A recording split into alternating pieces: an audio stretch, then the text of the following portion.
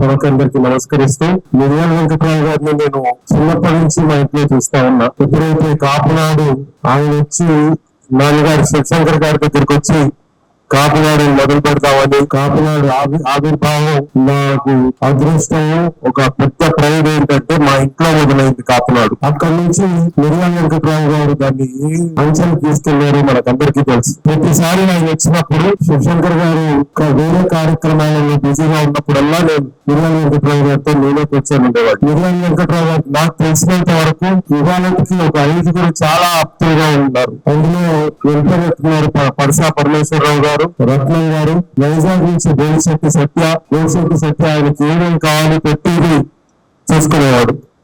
అలాగే కాకినాడ నుంచి పోతుల విషయం అతను హైదరాబాద్ లో ఉన్న గెస్ట్ హౌస్ మిర్యాల వెంకట్రావు గారు ఉండడానికి ఇల్లుగా ఇచ్చేశాడు. ఆ తర్వాత మిర్యాల వెంకట్రావు గారికి మోకాలు ఆపరేషన్ అయినప్పుడు వారం 10 రోజులు అన్ని వదులుకొని తన పక్క నుండి చూసుకున్న అతను ఆరోగ్య ప్రకాష్. వీళ్ళ 5 ఆయన ఎంతగా చూసుకున్నారు నాకు తెలుసు. అయితే మిర్యాల వెంకట్రావు గారి యొక్క ఆశ మాత్రం చిరస్థాయిగా మిగిలిపోయింది. కాపునాడు రాజ్యాధికారం తీసుకొని రావాలి అని. ఆయన భవిష్యత్తు ఎలా చూసాడో తెలియదు కానీ ప్రజారాజ్యం నేను మొదలుపెట్టినప్పుడు ప్రతిరోజు రాత్రి నాకు ఫోన్ చేసేవాడు. నాన్న ఎక్కడో దారి తప్పుతా ఉంది, జాగ్రత్తగా ఉండండి, ఎందుకంటే మనం ప్రతిసారి రాజ్యాధికారం కోసం పోట్లాడుతూ ఉన్నాము.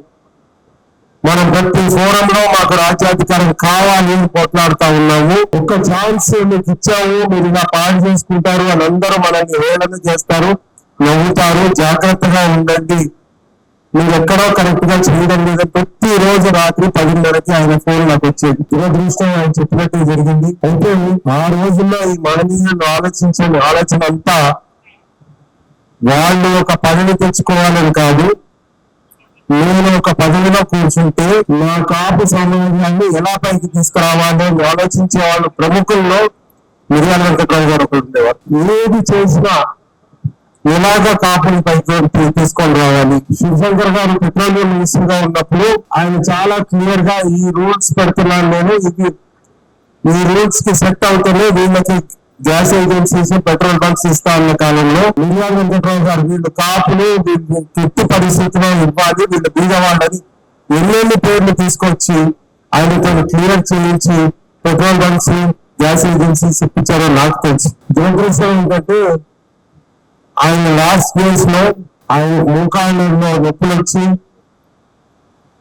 నాకు ఆపరేషన్ చేయించు అని చెప్పినప్పుడు ఆయన మోకాళ్ళు ట్రాన్స్ప్లాంట్ చేయించడం జరిగింది. ఆయన తర్వాత జరిగే ఫిజియోథెరపీకి ఆయన తట్టుకోలేకపోయారు. ఆయన బరువుగా నడవడం కానీ అలాంటివి చేయలేక పూర్తిగా ఒక వీల్ చైర్ కి రెస్ట్రిక్ట్ అయిపోయి ఆఖరి రోజులో చాలా బాధ వేసింది మిర్యాల వెంకట్రావు గారు అలా చనిపోవడం. ఇవాళ మనం మిర్యాల వెంకట్రావు గారిని స్మరించుకుంటూ ఆయన ఆశయాన్ని, ఆయన ఆలోచన విధానాన్ని ముందుకు తీసుకొని వెళ్ళాలని మనం ప్రమాణం చేసుకోవాల్సిన అవసరం చాలా ఉంది. అందులో ప్రత్యేకమైనది కాపులకి రాజ్యాధికారం.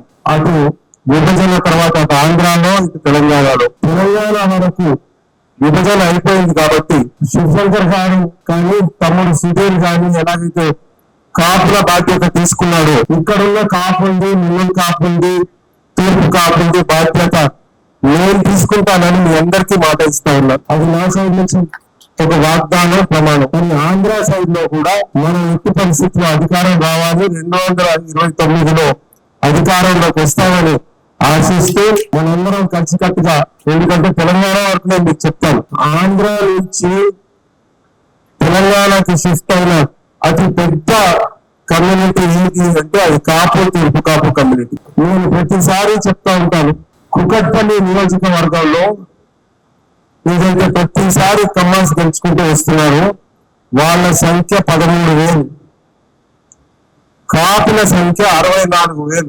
మరి అంత పెద్ద సంఖ్య ఉన్నప్పుడు మనం అక్కడి నుంచి ఒక్క ప్లేస్ నుంచి మనం ఎందుకు ఎమ్మెల్యే గెలిపించుకోవాలి?